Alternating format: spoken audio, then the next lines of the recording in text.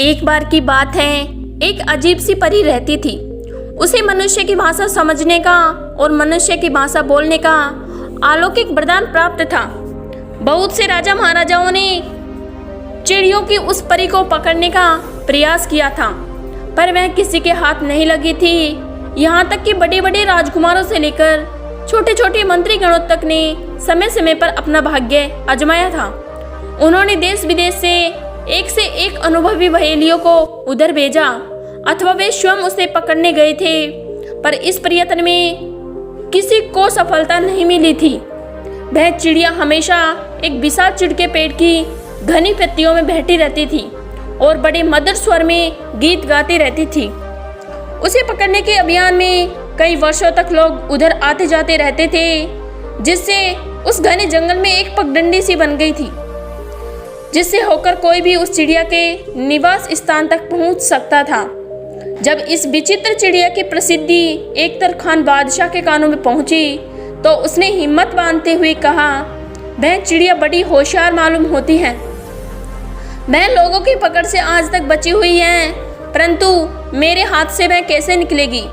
मैं किसी न किसी तरह से उसे अवश्य पकड़ूंगा। इतना कहकर वह उसकी खोज में निकल पड़ा। एकतर खान चलते चलते उस घने जंगल में पहुंच गया। उसने घनी पत्तियों वाले उस विशाल चिड़ के पेड़ को भी खोज लिया। उस विचित्र चिड़िया ने एकतर खान को पास आते हुए देखा, परंतु वह उसे न डरी और न वहां से भागी। वह अपनी जगह पर चैन से बैठी बैठी मधुर गीत सुना रही थी। एकतर खान उसके तान सुनकर हर्ष और आश्चर्य में डूब गया। फिर उसे बड़ी आसानी से उसे पकड़ लिया। उसे पिंजरे में लेकर खुशी खुशी वह घर की ओर चल दिया। उस पहाड़ी के ऊबड़ खाबड़ रास्ते से वह चला जा रहा था।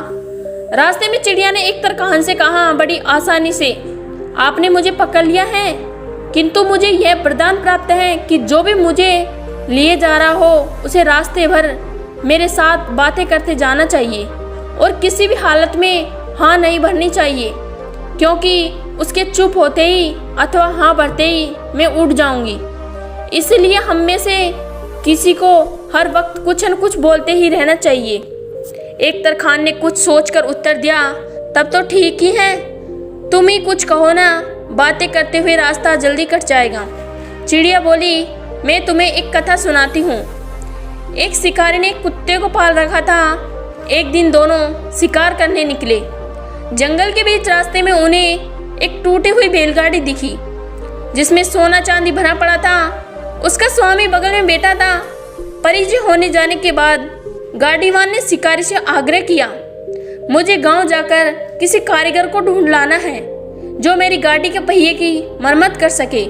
क्या तब तक आप और आपका कुत्ता मेरी गाड़ी की रखवाली कर सकते हैं? बेशक, बड़ी खुशी के साथ शिकारी ने जवाब दिया।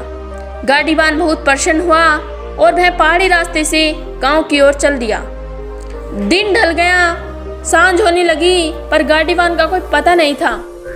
शिकारी सोच में पड़ गया, मेरी बूढ़ी माँ की आंखें कमजोर हो गई हैं, वह सवेरे से कुछ खाना पाई होगी, या फिर उसने अपने कुत्ते से कहा, तू यहीं ठहर और चारों ओर देख, जब तक गाड़ीवान नहीं लौटे यहाँ से कहीं जाना नहीं, मैं भोजन बनाने के लिए घर जा रहा हूँ। आदेश देकर वह घर चला गया।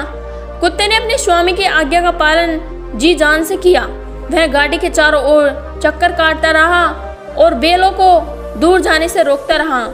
उधर गाड़ीवान ने कई ग्रामों की खाक छान मारी। तब कहीं जाकर करीब 12 बजे रात्रि में उसे एक कारीगर मिला जो गाड़ी को बना सकता था। जब वह लौटा तो उसने देखा कि शिकारी तो चला गया है, परंतु उसका कुत्ता उसकी जगह पर गाड़ी की रखवाली कर रहा है। इससे वह बहुत प्रसन्न हुआ। गाड़ीवान ने कुत्ते को वो चांदी की छड़ी देकर उसे घर भेज दिया। वह स्वाभिभक्ति कुत्ता चांदी की छड़ों को लेकर जब घर पहुंचा और अपने स्वामी के चरणों में रख दिया, तब उसे देखकर शिकारी क्रोध में आकर उससे बोला, मैंने तुझे गाड़ी की रखवाली के लिए छोड़ा था, उल्टे तूने ही उसकी चांदी की छड़ों को चुराया है।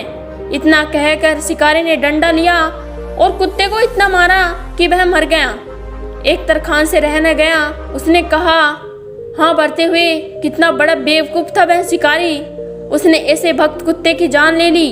अच्छा तो तुमने हाँ भर दी। इतना कहकर चिड़ियों की परी उड़ गई। भला मैं इस प्रण को कैसे भूल सकता हूँ। एकतर खान ने अपने आप को दोषी ठहराया। वह जंगल की ओर जाने वाली पगडंडी पर मुड़ पड़ा। दूसरी बार भी उसी पुराने चिड़ के पेड़ पर उसने चिड़िया को पकड़ा। लौटते समय रास्ते में चिड़िया ने एक अन्य और कहानी सुनाना आरंभ की। बहुत दिन हुए एक गांव में एक औरत रहती थी।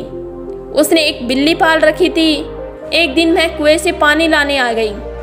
उसका नन्हा सा बच्चा पालकी में सो रहा था। औरत ने बिल्ली को बालक की रखवाली का भार सौंपा और कुएं की ओर चल दी। बिल्ली पालकी के बगल बगल में घूमकर मक्खियों और मच्छरों को बार बार भगाती रही। ऐसे ही कुछ समय बीत गया। फिर एकाएक दरवाजे के पीछे से एक बड़ा सा चूहा निकलकर बच्चे को काटने के लिए लपका। बिल्ली गुर्राती हुई उसे पकड़ने लगी। जब तक वह उसे पीछे भाग रही थी तब तक एक दूसरा चूहा बिल से निकला और सोते हुए बालक के कान को काट खाया। उसकी पीड़ा से बालक जोर से चिल्लाया। बिल्ली पीछे की ओर दौड़ी और देखते देखते दूसरे चूहे को दरवाजे के पीछे दबोच दिया। इसके बाद वह बालक सिरहाने बैठकर उसके लुहालुन कान को जीभ से चाट चाट कर उसके दर्द को कम करने लगी। इतने में औरत पानी लेकर लौटी। उसने बिल्ली को बालक का कान चाटते हुए देखा। तब वह बहुत गुस्से में आ गई। वह बोली, मैंने इस बिल्ली को बालक की रखवाली के लिए छोड़ा था, परंतु इस दुष्ट ने तो उल्टे इसके कान को ही काटा खाया।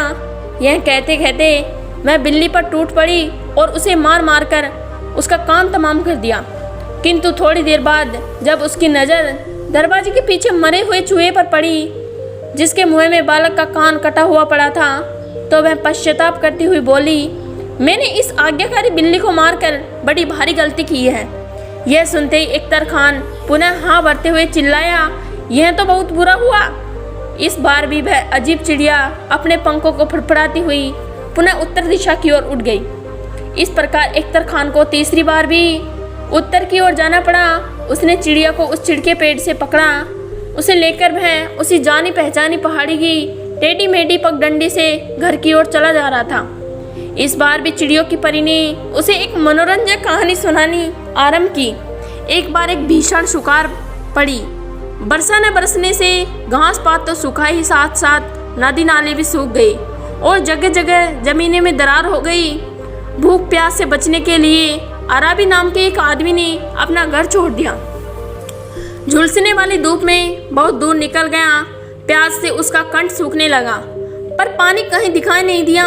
इस हालत में वह कुछ और आगे गया कि प्यास के मारे वह बेहोशी की हालत में आ गया।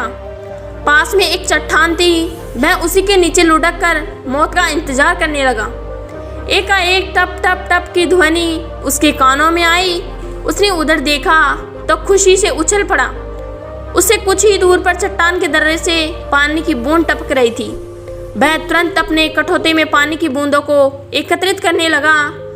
जब उसकी काठ का बर्तन पानी से भर गया तब उसने उसे मुँह से लगाया ही था कि एक कौवा उड़ता हुआ आया और अपने डेनों से कठौते को झटका देकर सारे का सारा पानी उड़ेल दिया। अब तो अराबी क्रोध से लाल हो गया।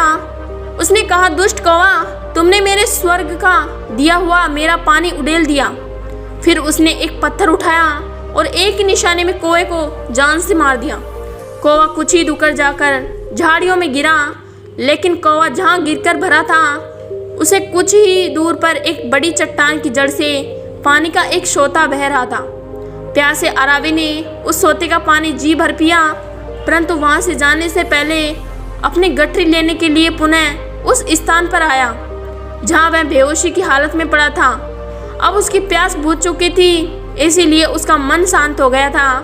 गठरी उठाते उठाते उसकी नज़र एकाएक उस चट्टान के ऊपर उस दरार पर पड़ी जहाँ से पानी की बूंदें टपक रही थी। ऊपर उसने जो दृश्य देखा उसे देखता ही रह गया। चट्टान के ऊपर एक जहरीला सांप सो रहा था और उसके मुंह से विष की एक एक बूंद टपक रही थी। उसने हाँ भरते हुए कहा, ओह, मैंने करीब करीब विष पी ही लिया होता, परंतु उस बेचारे ने मेरी जान बचा ली। उसका बड़ा आभार मानता हूँ। इतना कहते कहते उसकी आंखों से आंसू की धारा बहने लगी। बेचारा कौवा अपनी जान देकर उसने दूसरों को जीवन दान दिया था। एक तरखान ने हाँ भरते हुए उस चिड़िया की परी से कहा, आपने फिर हाँ भर दी, अच्छा अब मैं चली। इतना कहकर वह विचित्र चिड़िया तीसरी बार उत्तर की ओर उड़ गई। मैं हारा, सचमुच इस अजीब चिड़ियों की परी को पकड़कर बंदी बनाना आसान काम नहीं है। यह कहते हुए एक तरखान खाली हाथ अपने महल को लौट गया। यदि आपको मेरी वीडियो पसंद आई हो तो लाइक एंड सब्सक्राइब कीजिए। धन्यवाद।